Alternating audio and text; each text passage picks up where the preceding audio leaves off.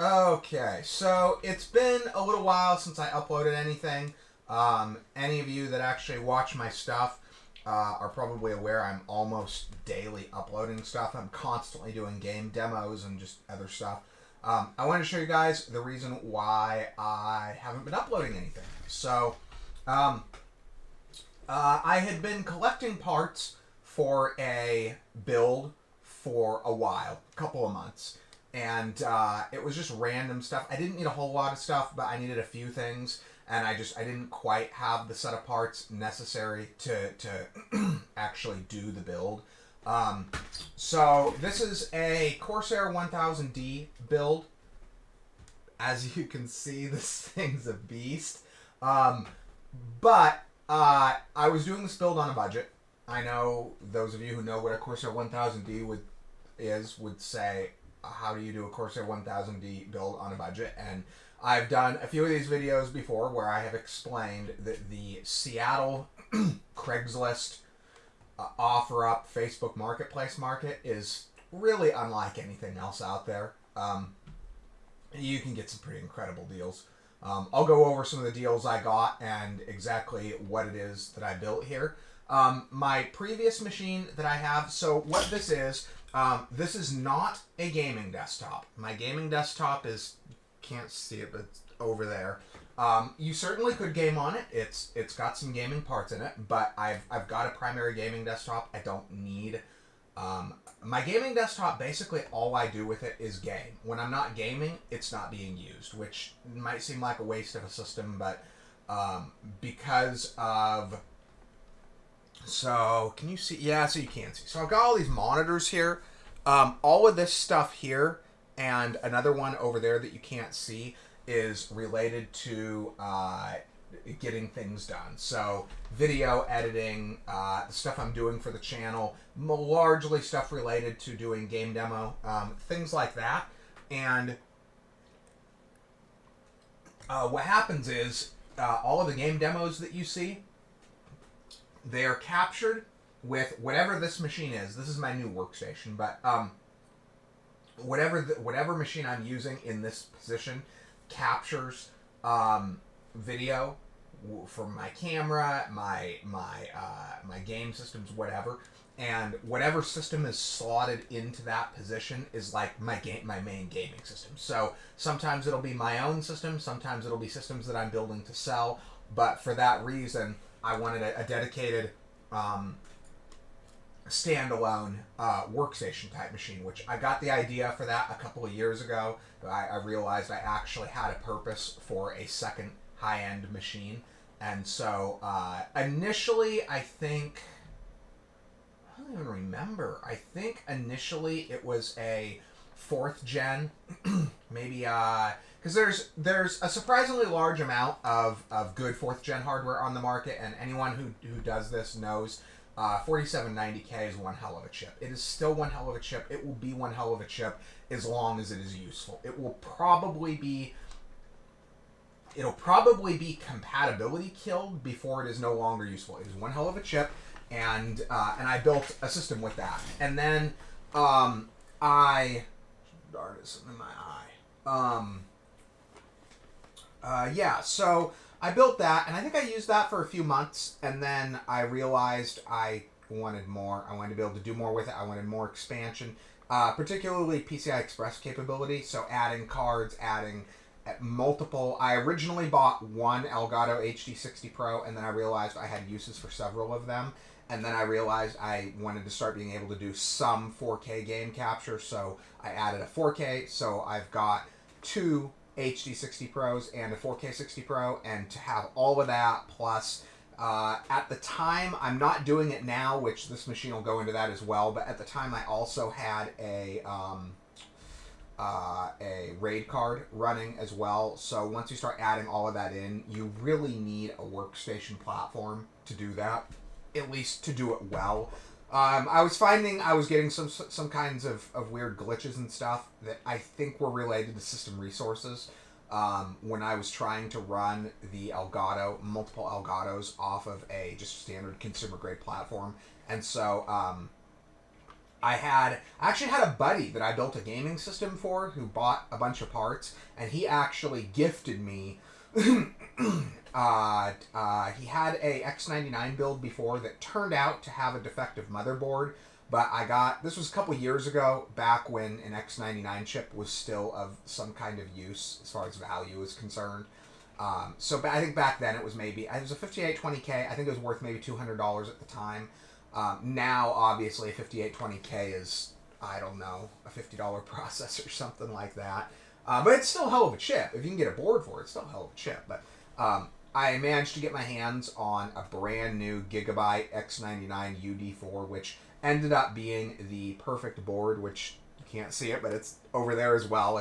I want to keep it. I really do. I know I keep getting distracted here. I want to keep it. I want to keep the X99, but I keep telling myself, I'm like, bad. No, you don't need an X99 in addition to your new system, because I traded out the X99 for what I'm going to go into on this. And that was great. That was a great system. I honestly, even today, I could still keep using X99. X99 is awesome. I needed that light. Turn back on. Come on. Okay, there we go. X99 is awesome. It's cheap. It's expandable. I think you can do 128 gigs DDR4. So it's cheap. It's expandable. It's got a crap load of PCI Express lanes, even more than, I think it still has more than Z690. And obviously the chips don't compare, but for some of this expansion stuff, some of the workstation uses, you don't really need that fast of a chip, depending on what you're doing. You just need the expansion capability. You need the slots, you need the PCIe slots, and you need the PCIe lanes to support it. And X99 is awesome for that. I think 44 lanes of PCIe on the chip, and another, I think 8, which isn't that much, but most of them are on the chip. I think 8 on the chipset. So, is that 44, 8, 52, something like that? So you've got 16 for your video card, 4 for your NVMe for your M.2 if you're booting off an M.2. X99's a little older, so there's probably a lot of people running X99 that aren't actually using M.2, but all the boards have it. So you're at 20, and then you've got, is that 40?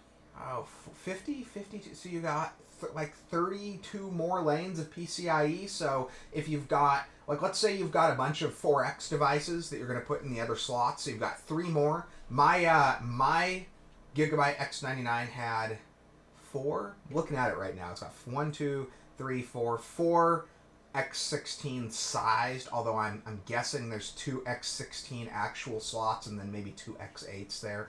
None of the expansion cards that I use are X8 though. They're all X1 or X4. So you're gonna have, I mean, assuming you've got like RAID cards and maybe like Elgato 4K60s, stuff like that, you're gonna have, let's see, so let's say 1,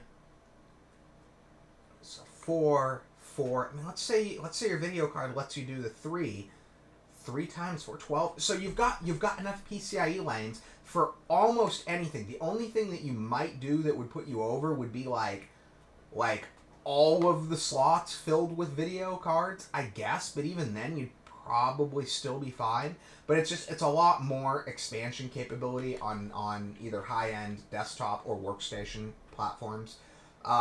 So when I picked this up, the 1000D, it was kind of on a whim. It's a $500 case, and sometimes it'll even be $500 plus shipping. I picked it up brand new. I actually had to unbox it to fit it in my Civic. I almost didn't fit. I showed up at the guy's house, and I was really, really, really hoping to take the box and everything, because I wanted to do an unboxing here on the channel for the 1000D, but there was no dimension in which it would fit in the car. It's massive, and my Civic isn't a tiny car. I have a newer generation Civic, and they're good sized cars. I think they consider it a mid-size now, so it's not a tiny car.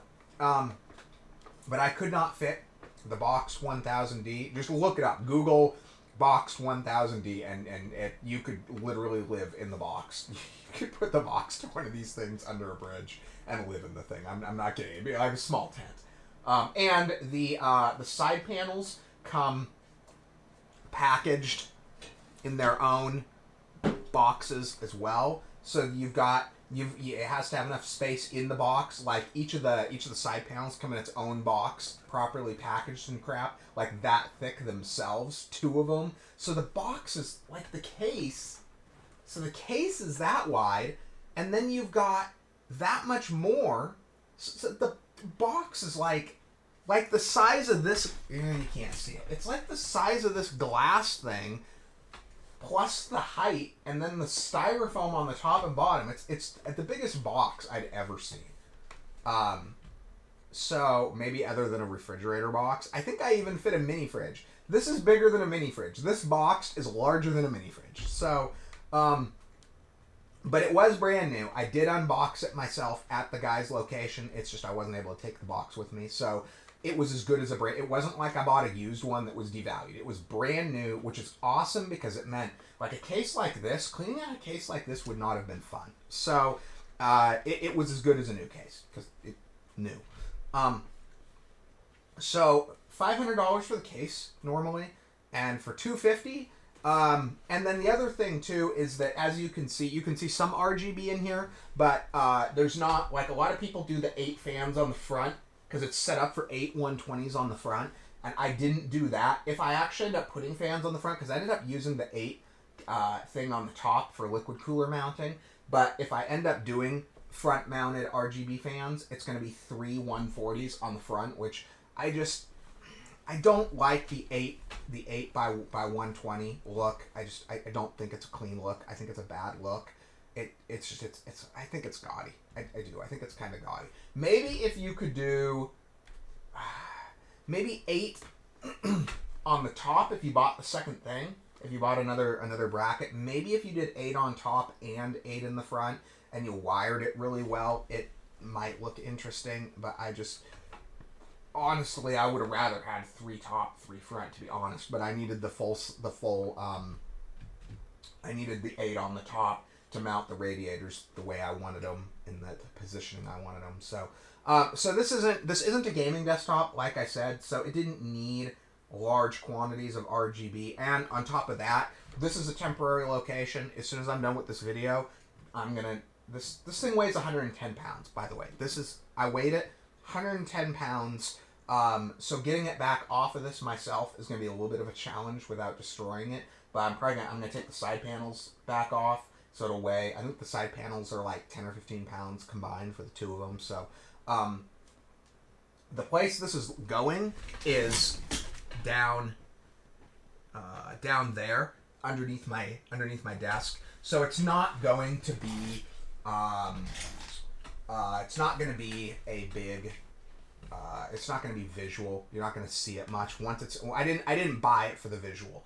The case I needed for the actual capabilities of the case. I didn't buy it to load it out with RGB though. I may at some point. This build may eventually host my 3080 if I somehow end up with whatever becomes a 4080 or a 4090 or 5080 or whatever. This is going to be a long-term platform for me. I'm going to have this. I'm planning. Potentially, based on the trajectory of Windows 11 and a few other things, minimum 5 years, maybe longer. But so anyway, let's get into the hardware so I can show you exactly how I'm planning on this being that long of a thing. So this opens. Actually, you know what? I think it likes to. Let's actually do this. So kind of show you guys. It's gonna stay. Can you see? Oh, I guess you can see fine. So this is the upgrade for X99. This is an X299 platform. So under normal circumstances, it would not be worth going based on specs, based on performance gains and all that, and the numbers I have looked at. Under normal circumstances, it would not be worth going from X99 to X299. The reason that I was able to justify doing it was I got my hands on this. This is a ASUS.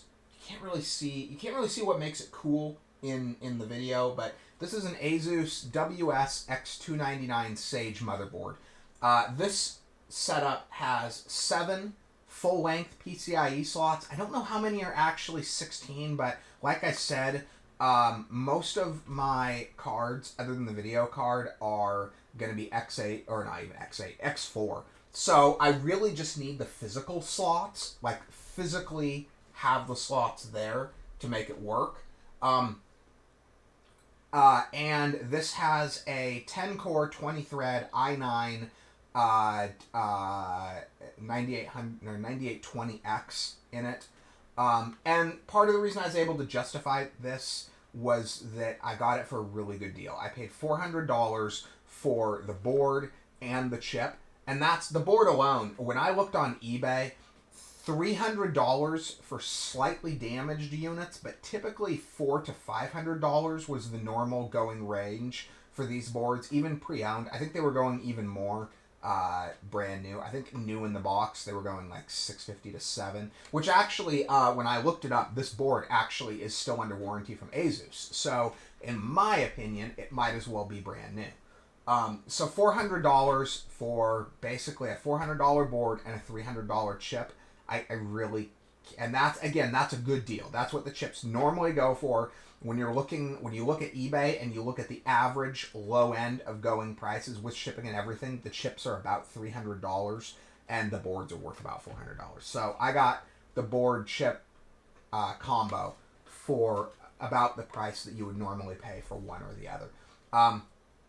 And then my X99 is, once I go to sell that, any video card I put on that, I mean, I'm going to put something decent. It'll be at least a 1050 Ti, which I shouldn't be saying decent. It'll probably be something better, though. I'm thinking probably like a 6 gig 1060.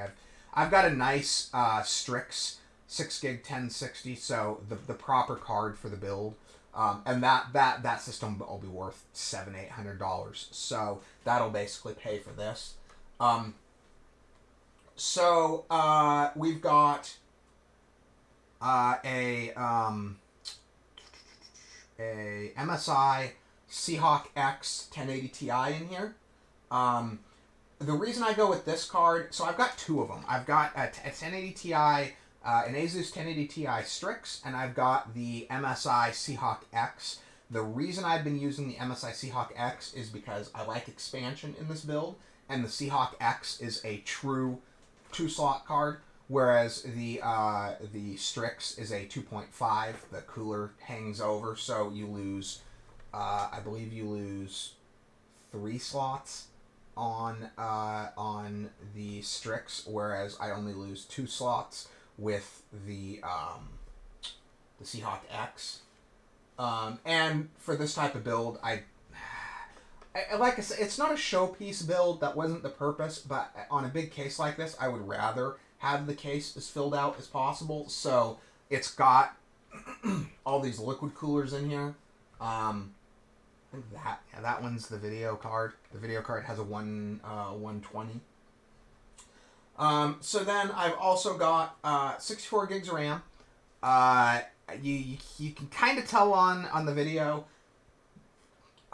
Like everything I pick up, I'm basically always watching for deals on the parts. This has 2 2x16 of Corsair, I don't know, Dominator, Corsair Vengeance RGB.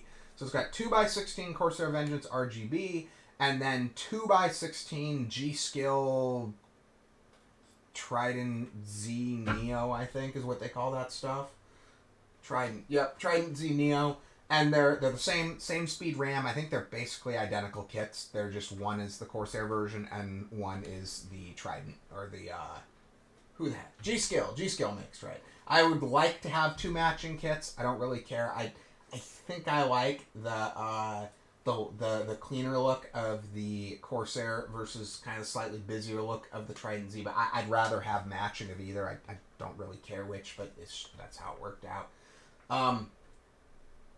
This has 2 Elgato HD60 Pros, as I mentioned before, and a Elgato 4K 60 Pro.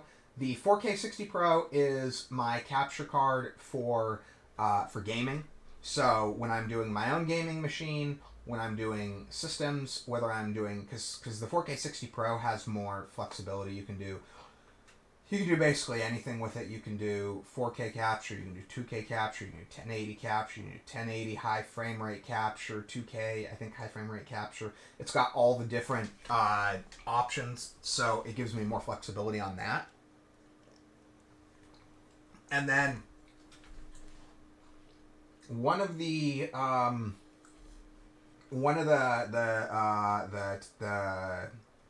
HD 60 Pros is running the camera that's right there in front of me, and then I have an open HD 60 Pro.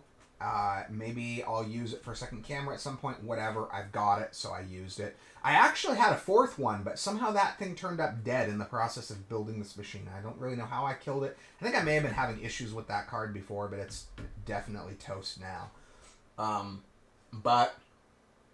And then storage on this build is just a random Seagate 500 gig M.2 for the boot drive, and then I loaded it up with drives. It's got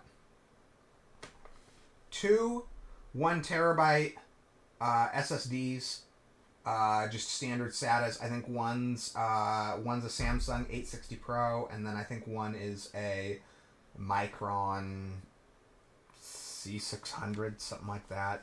1300. I can't even remember what Micron's naming conventions. It's at 1300 something, I think. And then I've got a 2 terabyte 2.5. The reason I have it's just a spinning disk. It's a drive that I used to buy. Every time I bought a new laptop, I would buy corresponding whatever the highest capacity hard drive was at the time and load that in as a secondary drive in the optical bay. It's been years since I put an optical bay in my laptop, but now that I've got multiple 4 terabyte SSDs on hand, so I don't really need it anymore, but I have always used that drive as my music drive in whatever laptop I'm using, so it already had a current copy of my music, so I was like, screw it, I'll just throw it in there. I'm never going to use the drive again because portables are now available at 5 terabytes, so if I need, there's no point in making a portable external with it because I've got portable 5 terabyte drives, and there's no point in putting it in my laptop because I've got 4 terabyte SSDs, so I had to use it for something. I was like, screw it, it's not worth a whole, it's like $50. It'd be pointless to try to sell it. The thing's got like maybe 100 hours usage on it, so I put it in here as a music drive. Even though I have music on my NAS, whatever, I like having a local copy of my music. And then I put 2 terabyte and 3 terabyte drives in 3.5. I don't even know what those are going to be for. They're auxiliary storage drives. I wanted them there. It was easier to wire everything up and just have it if I needed it. So it's got all that. And then we are cooling with, I believe, these are just coolers. I get them in systems, and I don't, when I sell low-end systems, I usually pull the liquid coolers out of them. Hate me for it if you want, but I do. Especially after I pull the CPUs and stuff off and do testing and everything. I like to have them on hand when I need them, or when I do builds that actually need them. Occasionally I do a build that actually needs aftermarket cooling, like my X99. I'm probably going to put aftermarket cooling on that when I go to sell it. But, where are we? I believe it's an old, maybe an H110i, H115i, something like that. They're good liquid coolers. They've got the nice braided cables and everything. All of these have the nice braided cables on, and that was the other reason why I used these particular coolers, because I really like having those nice braided cables. And they look good in this build. And then I did have a kit of 4 total Corsair, just the basic Corsair ARGB fans sitting around. I didn't even realize I had it, but I found them sitting in the bottom of one of my boxes. So I was like, screw it, I'll put those in. And then, what else does this have? No, I think that's everything for that.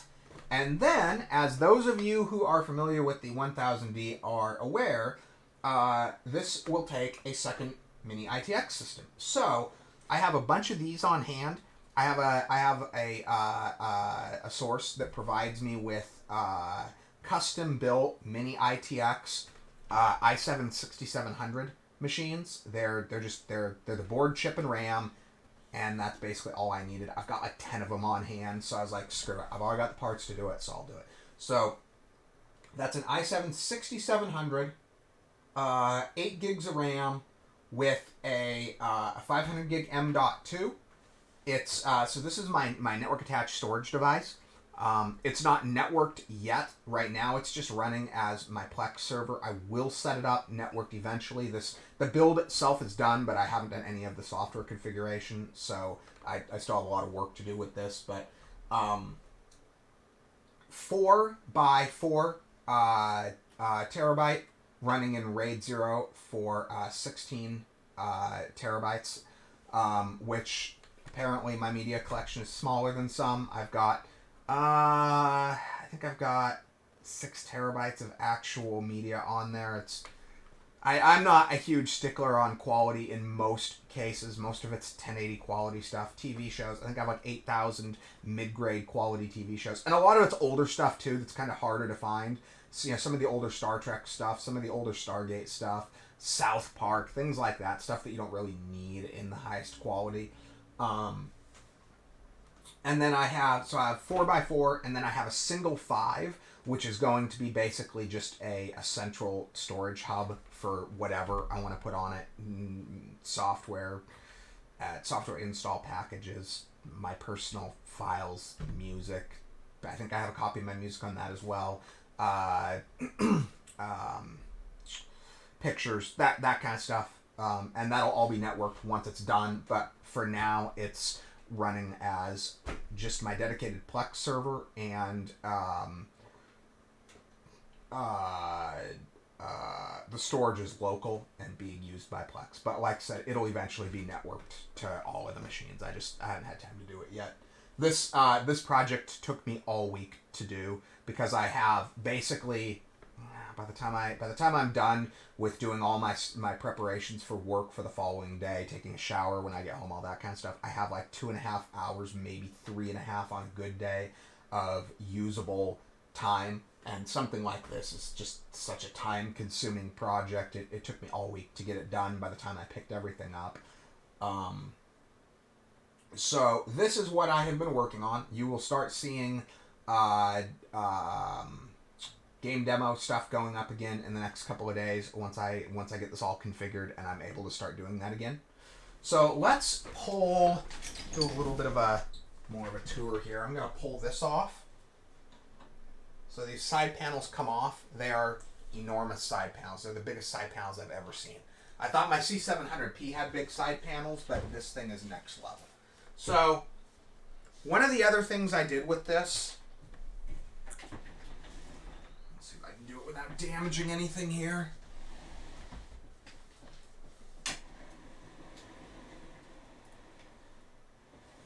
Okay, so the cable management is very extensive on this build. You'll kind of see the cables coming out the back in a second here. So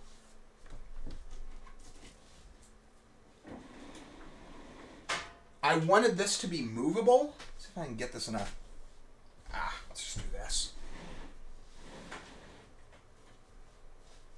Like that. Let's see how that works. Oops.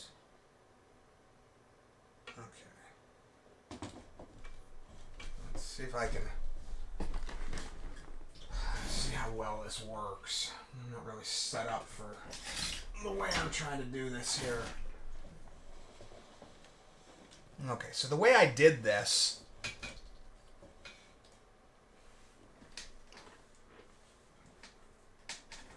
move this a little bit more.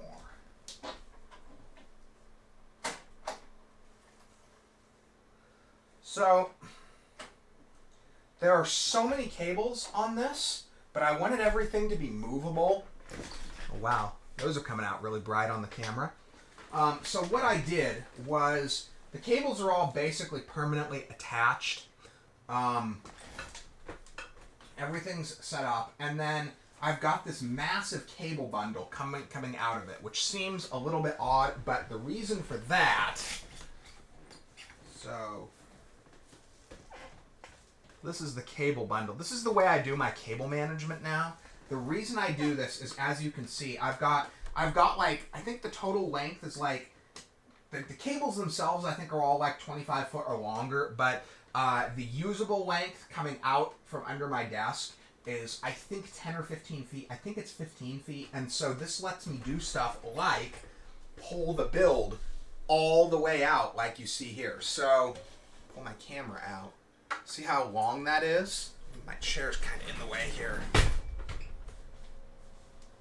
So yeah, with all of that length, I did a video on this kind of cable management before. This is just how I do my stuff. My other machine, my gaming machine, is set up like this as well.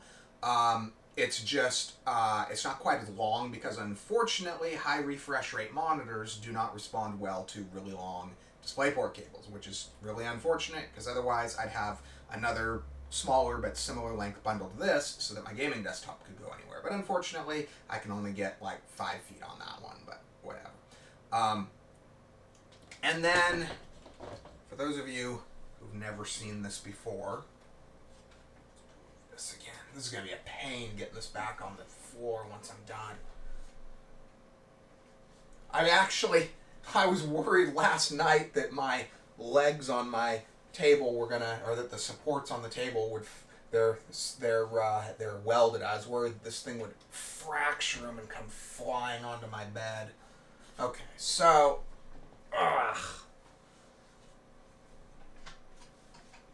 okay, come on. Oh gosh, this thing is heavy. Okay, so this is one of the cool things with the 1000D. It's got these openable cable management doors. So, kind of show you what I did there. This is the C1300. Is that what they call that? Micron. Yeah. Okay. So Samsung 8660 Micron. And then the 2 terabyte music drive, and then the 5 drives for the NAS are all down here.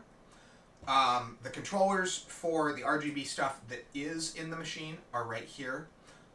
It did come with the Commander Pro. It says 1000D on it, but it's a Commander Pro, even though it shows up as actually under the Corsair IQ stuff. I think, is that IQ? Yeah, IQ. Under IQ, it shows up as Corsair 1000D rather than Commander Pro, but it's a Commander Pro. All of that comes to here. Then the mini ITX system runs off of this this Corsair SF750. Actually, that was another crazy good pickup too. That was another thing I was waiting for, was a good SF power supply. I actually picked up a Fantex. Let me do this. I'm getting tired of holding that. There we go. So I actually picked up a Fantex Evolve Shift a couple of weeks ago, and I noticed in the pictures of the Fantex Evolve Shift that it had what looked like a power supply. And when I looked a little bit closer, I could clearly see the labeling for SF750, which is like $150 power supply. So when I looked at the guy's ad, it clearly stated, comes exactly as shown. And he didn't list the power supply, so I figured maybe it wasn't part of it. But at $50, it was worth it for just the case. I mean, I normally pay, that's normally what I pay for a Fantex Evolve, for a good deal with nothing in it. So I figured, hell, give it a shot. So I messaged the guy, and he actually messaged me back. He's like, nah, I got somebody coming to get blah, blah. And then he messaged me like a day later, hey, that fell through. So I immediately drove out to get, I was like 50-50. I was like, I'm not going to say anything about this because I don't want it to be one of those things where the guy was going to include it, but then once I made it out like I only wanted a free part, he takes it out, that kind of thing. So I took the risk because I wanted the Fantex case anyway, and sure enough, I pick it up, and it's got the SF750, which is really freaking awesome. So I literally got a free SF750. And those are the kind of deals that let me do this kind of stuff without it costing me literally too much for me to afford to do it. Because I'm not rich. I don't make a lot of money. I don't make enough money to afford to do these kind of builds. It comes down to that. Without these kind of deals. So then, this is kind of a custom thing I did. I wanted two 3.5s for my other system, for my full-sized system, in addition to the 5 of them for the NAS. So I noticed this spot. I knew there was a way to do it. I wasn't sure if I was going to zip tie them somewhere, or if I was like maybe right in here, or maybe even zip tie them to these side panels. I wasn't sure. There was going to be a way to do it one way or the other. I just didn't know for sure what it was. But I saw this area in the back, and I'm not even entirely certain what it's for. But it was there. Maybe that's what it's for. Maybe it's just for custom mounting whatever the heck you want. I don't know. But the space is there, so it's like, hell, I'm going to use that. So I mounted one facing up and one facing down. You can kind of see the connectors there. There's connectors there and up there. The cable management came out pretty well. It actually, I mean, realistically, I wouldn't mind this being visible through the glass. They make these doors shut so that it looks cleaner, because this has glass all around. But I like my cable management. Maybe if this wasn't here, I would have considered flipping that around so you don't see that PCB. But that's about the only thing I'm not really too proud of here, is that visible PCB. Other than that, I'm pretty happy with it, to be honest. So anyway, again, I hope everybody finds this interesting, and give you a look at what I've been doing. Sorry I didn't do the whole build on video. I really did not want this build to take a month, and if I had tried to do this on video, I could have done it, but I'm not really used to doing big builds like this on video, and so it would have been a massive quantity of video, a massive amount of editing, and I wanted to build. I mean, I guess since I built this with mostly parts that I didn't have to rip out of the X99 build, I could have left the X99 build in place, but I wanted this done. I wanted it done and finished and ready to use. So anyway, though, hope you guys find this interesting and informative, and thanks for watching the video.